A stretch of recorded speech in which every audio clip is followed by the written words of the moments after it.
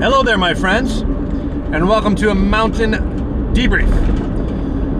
It's not the usual angle or camera. It's too dark right now, and I can't record on my phone, so I'm using my my other camera here. That's why it may look different. But I did go to a mountain yesterday, and I didn't have a chance to record my little debrief to tell you about it, so I thought I'd do it now on my way home. Yesterday, I went to Bankei in the city of Sapporo. It is a small resort.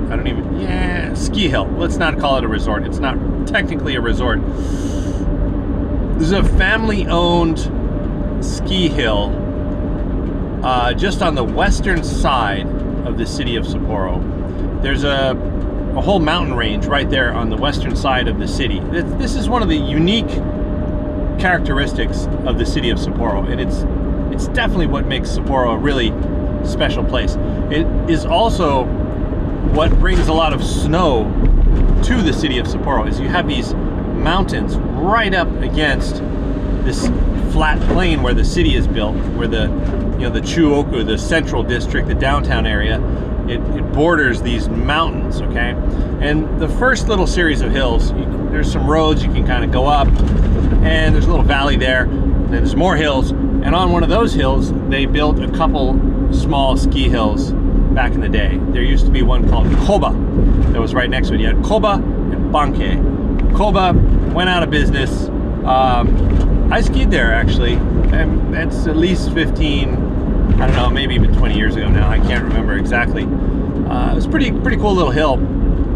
Koba went out of business, but Bankei is still hanging on there, and it's actually quite popular.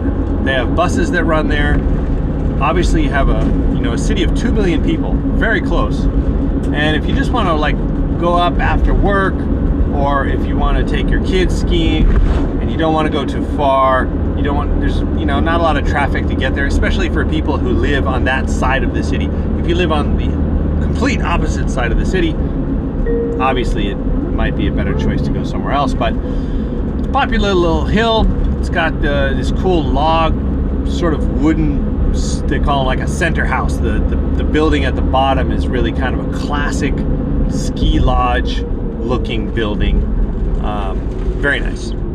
Anyway, that's my plug for Bankei, but I don't remember when, but what is it now? It's quite a few years ago. They committed to building a half pipe. So this was kind of big news. They said, we're going to do a half pipe. And this is like, it's getting harder and harder to find half pipes. They're hard to build, they're expensive, maintenance is tough, and then how much money do you really make on a half pipe? I don't know. Especially in Sapporo. Now there are more and more people using it, a lot of kids, a lot of people, but I'm pretty sure they all just buy the season's pass. They don't charge just for the half pipe. I think you could like just walk in there. In fact, yesterday I just parked in the parking lot right in front, right below the half pipe, and I just put on my wear and my boots, and I walked in there, and I was hiking up and down the pipe. I was taking photos, I wasn't riding, but you get the point. The security is very low. Anyway, this year the half pipe was rumored to be in great condition. I was told by my buddy skier who goes there and actually coaches kids there quite a lot. He's like, man, the half pipe is the best it's ever been. So why is that? Well, they did have quite a bit of snow late February and early March, but more importantly, some of the big ski areas in southern Japan have a lack of snow. They didn't have enough snow to build the half pipe where they were going to have the All Japan Half Pipe Championship competition. So they had to find a new venue, and they said, okay, it's going to be Bankei. So suddenly, Bankei was gifted with some cash money. The all-important cash money. Money makes things happen. And in this particular case, It brought a lot of extra snow. It probably bought a lot of diesel fuel for the pipe dragon, and maybe man hours, people to do the work. Anyway, they had the All Japan Halfpipe Championships there recently, and the pipe is the biggest it's ever been, the best condition it's ever been. And there were some young, hot athletes there, kind of training and riding still. So I went there yesterday to check it out, take some photos. I don't go to the halfpipe that often, which is actually sad because I love halfpipe. Halfpipe, both snowboarding and skiing, it's just, I don't know, it's amazing. I mean, random personal story, but I actually competed one time in a local halfpipe contest back in the 1980s, folks, when I was like 16. And it was just back here. We kind of passed it, but there's a small hill called Asari. And I went there, it was 1986. They were like, oh, there's gonna be a halfpipe competition. Neil, you should go do it. I was like, yeah, whatever. I don't know even how it works. And they were like, okay, you're number 17 or whatever. And I think I actually like placed like 4th place or something. It was like 4th or 6th or something. Super random, but we're talking about a hand-dug trench in 1986, you know? Just, there were 2 sort of walls, and it was not, you didn't go up sideways. They were like little hips. They had these little launch ramps, and then the landing was like a little bit of a wall. And then you would go to the other side and you would launch off another little ramp and go down on the wall. That was the halfpipe competition back in 1986. And to go from that and to see, you know, I emceed at the Olympics in Nagano in 1998, the first ever halfpipe Olympic competition. I had the pleasure of doing that. I said pleasure, but at the time it was actually quite painful, but that's another story. And then to see like insane like super pipes.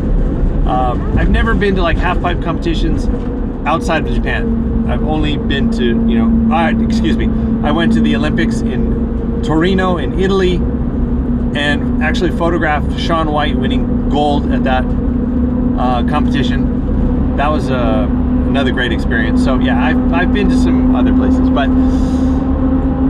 just to sort of see how amazing halfpipe riding has gotten, and then at the same time to see how it has, you know, become this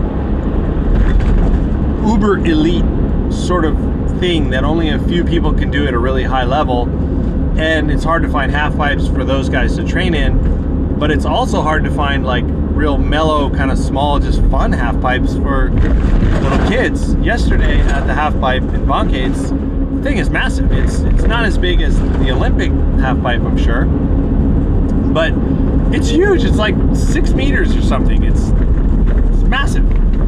And you see these little kids, these tiny little kids, they're like this, they're like just going back and forth, and you're like, wow, man, if they actually had a pretty decent little smaller halfpipe, these kids would probably be launching airs and, you know, having way more fun. So it's a tricky genre right now. It's a tricky discipline for both the super high-end elite athletes and for the newcomers. You know, to get new people in, it's hard, and then to get the really good guys to excel is even harder. So interesting situation, but I always get inspired when I go to the halfpipe and I take photos, and I just love it. I love seeing the little kids. The whole, it's like a little scene. At the bottom of the halfpipe, you've got, at least in Sapporo and Bankei, you have a whole bunch of moms and a few dads, but a lot of moms, and they're like checking out their kids, and they're shooting video, and they're like, there's a couple casual moms who like, they're pretty laid back, but then there's like the serious moms, like the kid will come down and be like, you gotta do the 540, and then do the backside 720. They're like yelling at their kids, telling them like what to do. It's like, whoa, okay, it's a whole new world now. So the coaching moms, I guess, you know. So that was the scene. Beautiful sunny weather, gorgeous day. Halfpipe, the best it's ever been. We were there late in the afternoon, about 1 p.m. They'd already had an event sponsored by Red Bull. Of course, it's Red Bull. So the pipe, just to give you a little info on what it was like, the sun, the way that pipe is located on the mountain, the backside wall for a regular snowboarder, the backside wall, the left-hand wall gets some sun and it gets kind of soft and it gets kind of hollowed out. So it gets a bit of an overhang. Man, it looked scary to me. I was like, I would never be able to ride that, even just riding up and down it. The front side wall is beautiful. Beautiful. Even in the afternoon, it was just gorgeous. Really, really nice. And it was a lot of fun to watch some of the good guys really launch some airs and some of the little kids having fun. So it'll be open officially until the 31st of this month. If you're in the city, even if you don't do that kind of stuff, just to go and just check it out and just stand at the bottom or walk up the side a little bit and watch some of these kids just like boosting. It's remarkable. And you go, wow, you know, that's some amazing shit. Check that out. And then you can imagine what the really got, you know, the top, or at least it'll give you an appreciation. And then if you turn on the news or you go on YouTube and you search for, you know, some of the top guys and see what they're doing, you'll go, wow. So that's my my report. They may actually extend the, they've got a lot of snow and the temperature is staying fairly low. So rumor has it that they're gonna possibly extend for like 1 week into April, which would be great for everybody. The whole community would be excited about that. So keep that in mind. Okay, that was my rather long, extended 12-minute mountain debrief, just talking about a half pipe. Wow, talk about getting inspired. Drive safe.